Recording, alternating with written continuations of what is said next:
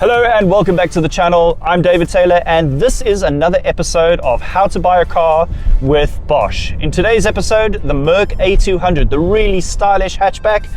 Oh, this thing should sell on looks alone. And before we get into all you need to know and what can go wrong and how much of the parts, remember that Cars.co.za is not just a YouTube channel. We also have over 400 A-classes for sale, so you will be able to find something to your taste. Right, music. Cars.co.za. Let's find what moves you.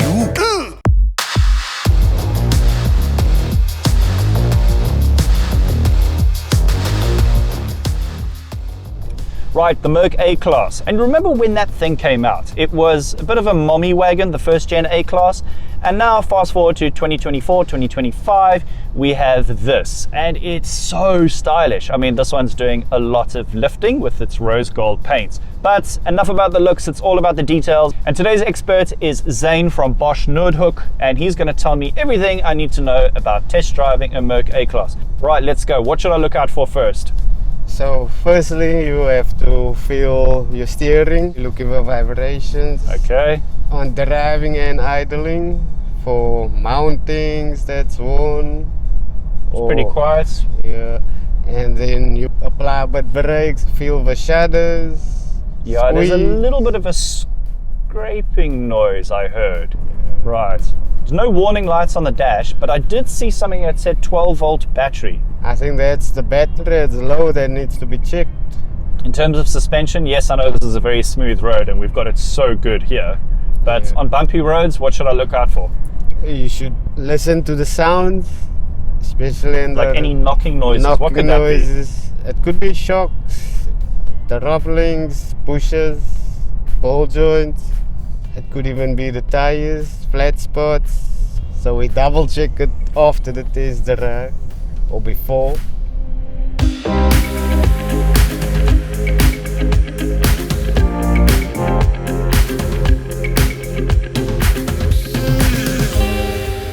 And guys, remember when you test drive a vehicle, it's not just driving the vehicle. You want to start feeling how the car responds on the pedals, with the brakes, the accelerator. Does the car with the gears, does it respond quickly? Does it change up quickly? Does it change down quickly? This does change up quickly because remember it does have a dual clutch box, so it'll change up and change down fairly quickly. So we go fifth, fourth, third. Engine is now making all the noise. Fourth, fifth. Happy? Yes. Yeah. I'll knock it back into drive and let it do its own thing. That's a good way to check compression also. Really? Downshifting, yeah. Oh, wow. Now, in terms of acceleration, Zane, what would we be looking out for? So what you're looking for is a smooth acceleration. No hesitation. No hesitation, no spitting. A vacuum leak can cause hesitation. Let's see. Yeah, there's no hesitation there. That's pretty linear. But guys, the real test will be when we inspect this car at the Bosch workshop. So we're going to plug it in, put it onto the diagnostic, put it up on the lift, and it's going to tell us all of its secrets.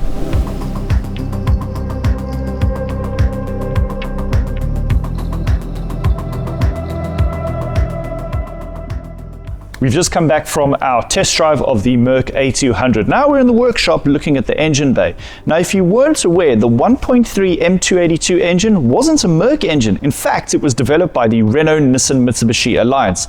And with us is Zane. He's back and he's going to tell us everything we need to know about the engine bay. Zane, what are we looking for? Where would you start your procedures and checks? So I would start from the coolant tank.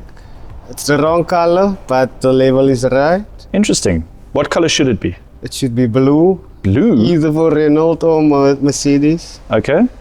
I would check for leaks coming from the tank while you're there. I would go to the brake fluid tank. How are we looking there? We're looking a bit low. I'll check for any physical leaks from the top or damages, especially from the piping from the intake.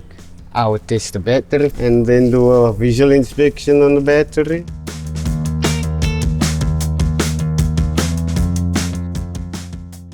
Right, Zane has plugged the car into the diagnostic system. Unfortunately, this particular vehicle was suffering from a very low battery. I suspect it had been standing for some time, so we're giving it a little helping hand. And Zane's got the diagnostic report. So Zane, How bad is it? How many faults are there? Should I set this car on fire and never see it again? All the faults are related to the battery. Okay, so it's not bad. What sort of faults is it picking up there? So it's for the touchscreen. So all the nice gadgets and accessories that you'd expect from a premium brand are now being turned off by the car so it can save battery. That's pretty clever if you think about it.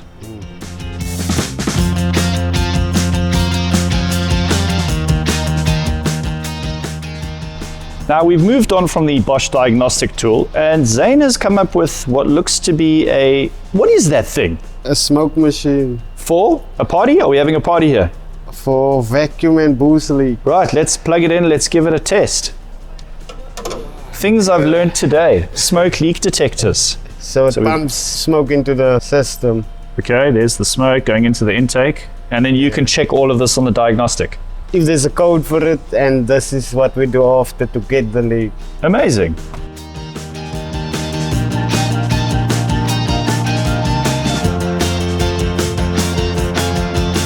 Right, Zane, we've got all the Bosch goodies over here. What exactly would be going into this A200? So this is a cabin filter, fuel filter, air filter, V-belt, some bulbs. Just general day-to-day consumables. Yeah. Nice, so these would go into the A200 for a normal minor service, I think it's called now? Major service. Major service. What's the difference between a minor and a major service? So a minor will be oil change and Okay. checks. Nice. A major will be all of these with oil change Okay. and more checks. And on your screen right now is the parts pricing. Now we've compared the Bosch parts pricing with the Mercedes-Benz parts pricing. So feel free to pause this video. This is proper consumer insights. And Zane, speaking of Bosch versus OEM, what actually is the difference? Is there a difference? Not much of a difference. Really? Yes, they are equivalent. Interesting. 'Cause I suppose it's fair to assume that Bosch is not just parts, and they also do components for all the various vehicles. Right, it's time to put this vehicle on the lift and let's see what's going on underneath.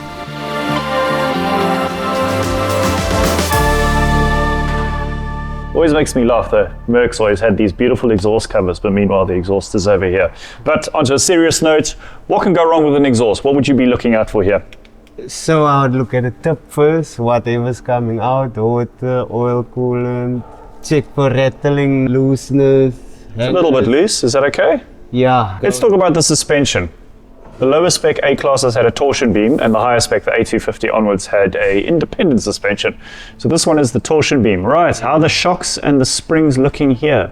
So I would check for leaks, bushing damage. I would check the spring for rust. And I would give a visual inspection to the back of the backing plate of the brakes on the rear for leaks or loose spots. Yeah. Dash shield is intact. I would check the rim, wheel weight, pipes for leaks. All right, Zane, so that's rear exhaust, suspension, you happy? Yeah. Cool, right. What else should we look at underneath this car? The tank. What is this? It's a fuel tank. Fuel tank. Hey! So for leaks, damaging. There's a heat shield and protection for the fuel tank.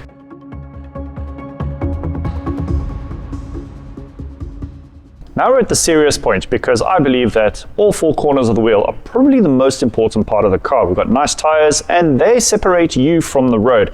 Right, Zane, what are we looking for in terms of damage or anything to be really worried about when it comes to tires or alloy wheels? So first thing, we'll check the expiry date. What's that? The 26th week of 2024. How long do tires last? About 5 years. Okay, so there you have it, folks. Tires do expire. They're like bread. So further from that, you'll check the tire wall. Any damage there, you condemn the tire. What do you think in your professional opinion? There's no major scuffs. I noticed this wheel has actually got an aftermarket anti-curb protection, like a nice piece of plastic. I think I may invest in that to stop me curbing cars. What are these brakes like? The brakes look good. We have a special device for the brakes checking, which is Let's have a look. How does that work? So what do you do? in between the disc and where the meat of the pad is. Yeah. This goes, and you check the measurement there. So I think this one got 8 mil left. which is in the green. And anything that's in the red is problematic and needs to be replaced. So in your opinion, you think this brake is fine and acceptable for a customer? No, the disc needs to be replaced. So it's on its way out. Well, that's nice to know. The tire you'll check for uneven wear, and the depth of the thread shouldn't be less than 1 millimeter. And the alignment of the tire on the road, you will see the marks. And this one's okay? This one's okay. Yeah.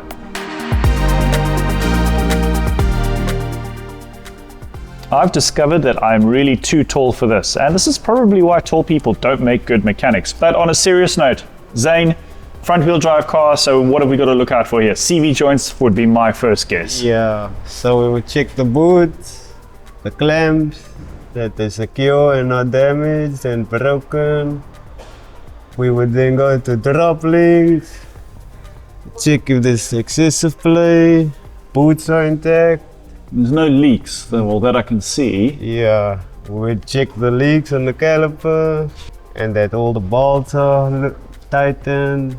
We check the tie rod in, boot and play. Check the ball joint if it's not broken or excessive playing. Are you happy? You think this car is okay? Does it pass your test? It does.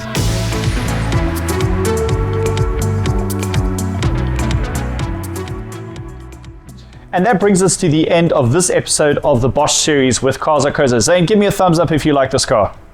There we go. Zane, thank you so much for your time, your expertise. And remember, guys, Bosch has over 120 branches across South Africa. And hey, if you want a really cool rose gold A-Class, well, Cars.co.za is the place to go. We have over 400 examples for sale. Big shout out to Anglo Auto Athlone for supplying us with this really nicely spec vehicle. I'll see you in the next episode. Okay, bye. Let's find what moves you. Cars.co.za.